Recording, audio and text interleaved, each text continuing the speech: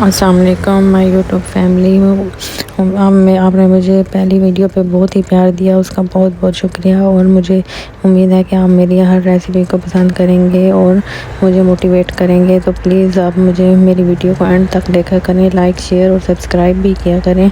और मैं अब आपके लिए अच्छे से अच्छी हर रोज़ अच्छे से अच्छी ट्राई करती हूँ कि आपके लिए अच्छी से अच्छी और आसान रेसिपीज़ लेके आऊँ। आज मैं आपके लिए आलू चिकन शोरबे की रेसिपी लेके आई हूँ, जिसमें मैंने 2 टमाटर यूज़ किए हैं, ग्रीन चिलीज़, आलू मैंने 4-5 लिए थे, 2 प्याज मैंने लिए हैं और अदरक लहसुन।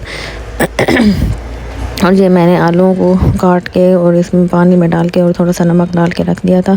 इससे हमारे आलूओं को बहुत अच्छा जायका आता है। और ये मैंने फिर चॉप करके जो 2 प्याज से बारीक बारीक चॉप करके रख दिया। और ये सब चीज़ें भी मैंने छील के रख दिया, अदरक लहसुन वगैरह और ये सब चीज़ें। अब मैं और ये तरीका आलू चिकन तो हर हफ्ते में हर रोज़ बनाता है, हर कोई हर हफ्ते में एक दफ़ा तो लाजमी बनता है हर घर में।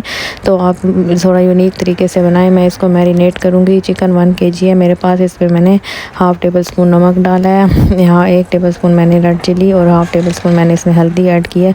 अब मैं इसको अच्छे से मैरिनेट करके तो इसको मैंने 30 मिनट के लिए, आधे घंटे के लिए रख देना है। अब मैंने एक पैन लिया है, उसके अंदर मैं ऑलिव ऑयल डालूँगी। आप कोई भी कुकिंग ऑयल इस्तेमाल कर सकते हैं, कोई मसला नहीं है। और अब मैं इसमें जो मैंने चिकन मैरिनेट किया उसके अंदर मैं थोड़ा सा ऑयल भी डाल दूँगी।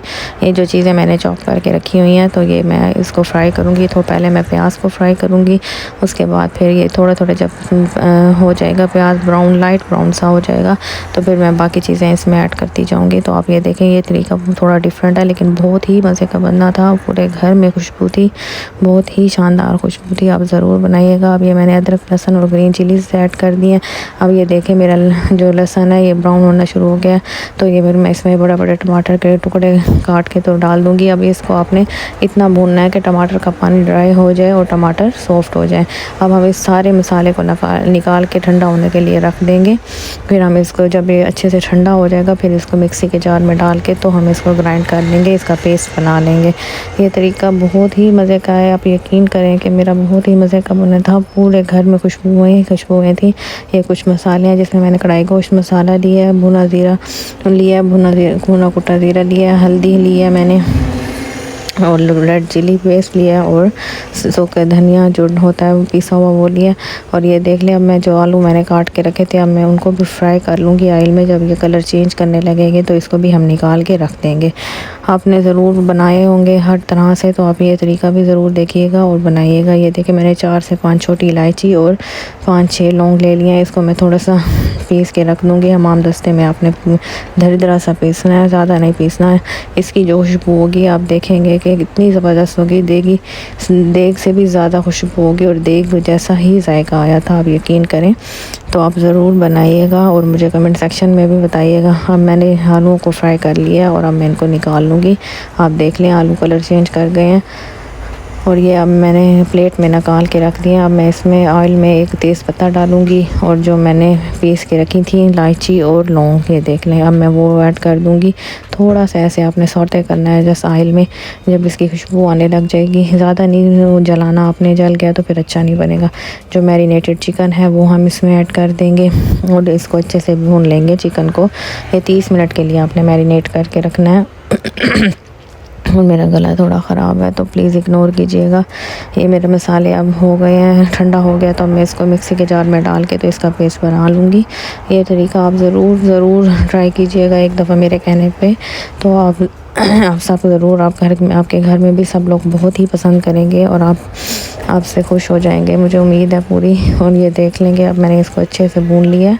अच्छे से इसको भूनने, इसका कलर जब चेंज हो जाएगा तो फिर इसके बाद में हम इसमें मसाले ऐड करेंगे। ये दही है, मैंने 4 से 5 चम्मच दही लिया है, इसको फेंट के रख दूँगी। ये अब कुछ मसाले हैं और अब मैं इसमें ऐड कर दूँगी मसालों को। जो मसाले मैंने आपको बता दिए हैं वो मेड ही हैं, सिर्फ जस्ट इसमें नेशनल का कढ़ाई गोश्त मसाला मैंने थोड़ा सा ऐड किया, बाकी सारे घर के मसाले हैं। अब ये जो मैंने पेस्ट बना लिया था वो मैं इसमें ऐड कर दूँगी और ये इसके चिकन को पेस्ट के साथ अच्छी तरह से भूनूँगी। इतनी हद तक आपने भूनना है कि ऑयल आपका ऊपर आ जाए। फिर उसके बाद हम इसमें बाकी चीज़ें ऐड करते जाएंगे और मैं आपको बताती जाऊँगी। साथ साथ ये देख लें, हम दही को अच्छे से भूनें।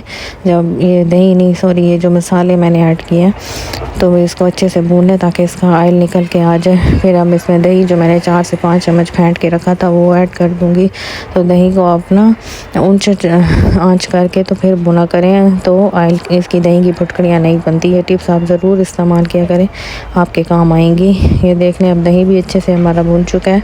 तो इसके बाद हमें जब अच्छे से ये सारा भुन के ऑयल आ जाता है मसाले में, फिर हम आलू जो हमारे थे जो हमने फ्राई करके रखे हुए थे वो हम ऐड कर देंगे और इसको थोड़ा सा भुनेंगे आलूओं को भी, ताकि आलूओं में सारे मसाले रच बस जाएं अच्छे से।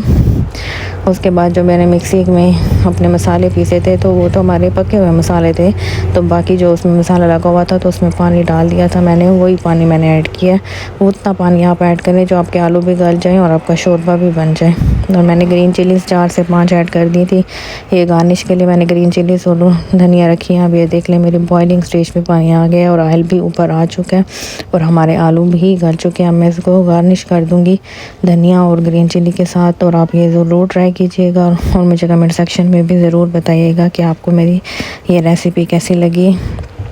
अब आप यहाँ पे अपना नमक भी टेस्ट कर लीजिएगा, अगर आपको कम लगे तो आप इसमें और भी ऐड कर सकते हैं। शोरबे में तो कोई ऐसा इशू नहीं होता।